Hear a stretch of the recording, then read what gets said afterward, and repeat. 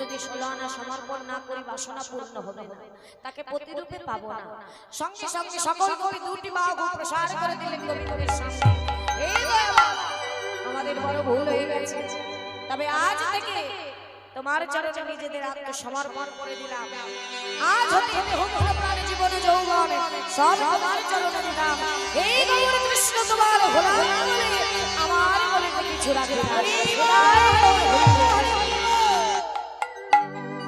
তাই গোপীগণ যখন আত্মসমর্পণ করলেন, ভগবান বললেন, হে গোপী, তোমাদের এত ত্যাগে আমি খুশি হয়েছি, আমি তৃপ্তি। বলো তোমরা আমার কাছে কি চাও? দয়াময়, বেশি কিছু নয়, শুধু একটি রজনীতে তোমাকে আমরা পতি রূপে পেতে চাই। বললেন তথাস্তু, তোমাদের বাসনা পূর্ণ হবে। তবে আজ নয়, আসছে আগত শারদীয়া পূর্ণিমা তিথি রজনী, অর্থাৎ শরৎকালের পূর্ণিমা তিথি রজনীতে একটি বৎসর পরে পূর্ণ চন্দ্রের উদয় হবে, অলিকল প্রস্ফুটিত হবে, মধুকর মুক্ত হবে। আর ঠিক সেই সময় আমি বাজিয়ে দেব পঞ্চম স্বরের মুরলী। আর সেই মুরলী শ্রবণ করে তোমরা সকল গোপী ছুটে আসবে, আর আমি তোমাদের সকল গোপীর মনের বাসনা পূর্ণ করব। নিতাই গৌর হরি বল, হরি বল, হরি বল, হরি বল। তাই মা, আজ সেই রাত্রি, যে রাত্রি আপনারা 1 বছর অপেক্ষা করেছেন, কি করেছেন মা? 1 বছর পরে ঘুরে এই রাত্রি এসেছে, তাই না? সেই ব্রজগোপী তো তোমরাই না। আজ সেই রাত্রি সকল গোপী ছুটতে ছুটতে এসেছে কোথায়? রাস দর্শন করব বলে, শ্রবণ করব বলে। তাই আজ আমার গোবিন্দেরও হঠাৎ মনে পড়ে গেল যে আমি তো গোপীদের কথা দিয়েছি, আমায় তো যেতে হবে।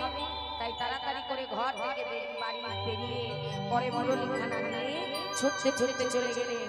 আর বাইরে গিয়ে দেখছে পূর্ণ চন্দ্রের উদয়, আর সকল কিছু দর্শন করে ভগবান আমার বাজিয়ে দিলেন পঞ্চম স্বরে মুরলী। মাগো, রাস শুরু হচ্ছে, সবাই মিলে জোর করে উলুধ্বনি জয়ধ্বনি। ভগবান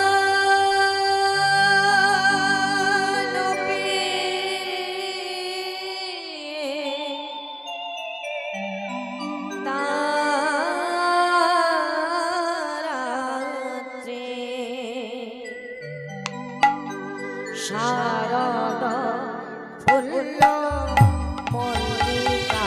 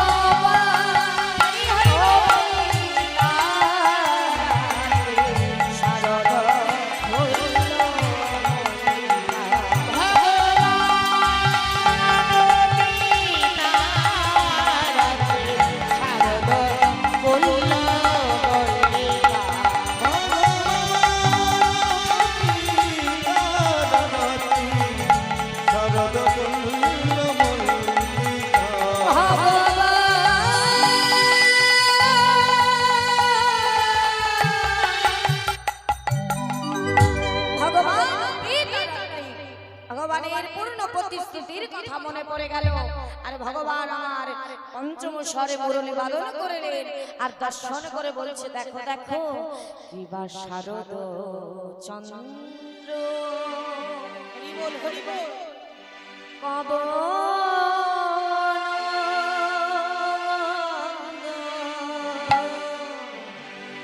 শারদ চন্দ্র,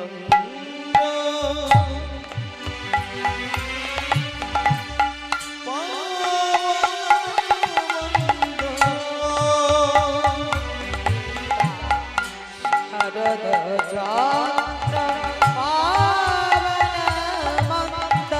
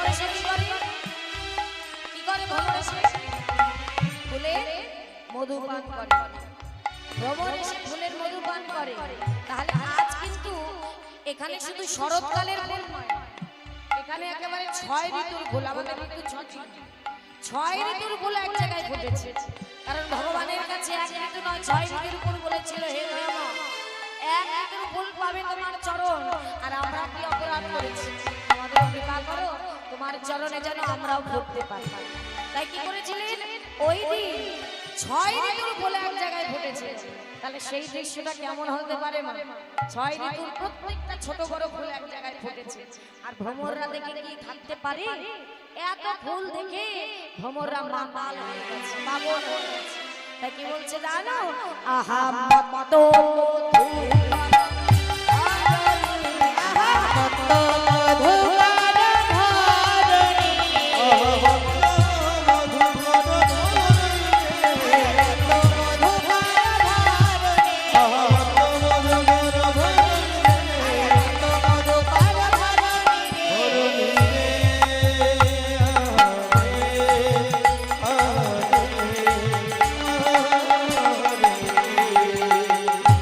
সুন্দর দেখুন আজ ভ্রমররা দেখে তারা মাতাল হয়ে গেছে পাগল হয়ে গেছে এত ফুল দেখে এই ফুল দেখে সকল ফুল তো আনন্দে তারা নৃত্য করছে যে গোবিন্দের চরণ পাবো আজ ফুটেছে কিন্তু মাতাল হয়ে ভ্রমররা একেবারে ধেয়ে আসছে ফুলের দিকে আরে ফুলরা দেখে মাগো ভয়ে সবাই জড়সড় হয়ে গেছে জড়সড় হয়ে আজ ফুলেরা ভ্রমরদের বলছে বলি ওরে ভ্রমর প্রতিদিন তো তোরা আমার মধুপান করিস তবে আজ আমাদের মধুপান করিস কেন জানিস আজ আমরা বড় আশা নিয়ে ফুটেছি আজ আমরা গোবিন্দ সেবায় লাগবো তাই কি বলছে জানো ফুলেরা করজোরে ভ্রমরদের কাছে বলছে বলি ওরে ভ্রমর তোরা কাছিয়া আসিস না ওরে ভ্রমর তোরা কাছে আসিস না হে ভ্রমর তোরা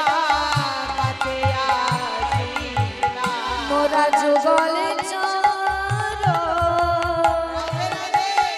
আজ সারে করেছে ওরে ভ্রমর তোরা কাছে আসিস না মোরা যুগলে চর সারে করেছে ওরে ভ্রমর তোরা কাছে আসিস না তাই ভ্রমরদের বলছে ওরে ভ্রমর আজ তোরা আমার কাছে আসিস না আজ আমরা যুগল চরণ পাবো বলে আশা নিয়ে ফুটেছি আর ভ্রমর কি করছে মা ভ্রমর ছুটে ছুটে এসে ফুলের উপরে বসছে তবে কি যেন গুনগুন করে বলে আর একটা ফুলে গিয়ে বসছে মধুপান করছে না আজ কি যেন গুনগুন করে বলছে ফুলে কি বলছে জানো ভ্রমর বলছে রে ফুল আজ আমি তোদের মধুপান করতে আসিনি আজ এসেছি আমি তোদের সাবধান জানা কি সাবধান বলি গোবিন্দের সেবায় লাগবে কিন্তু দেখো ভুল করে জানো বলি দেখো যেন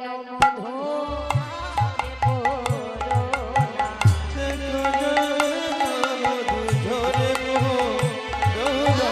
দেখো যেন মধু মধু ঝরে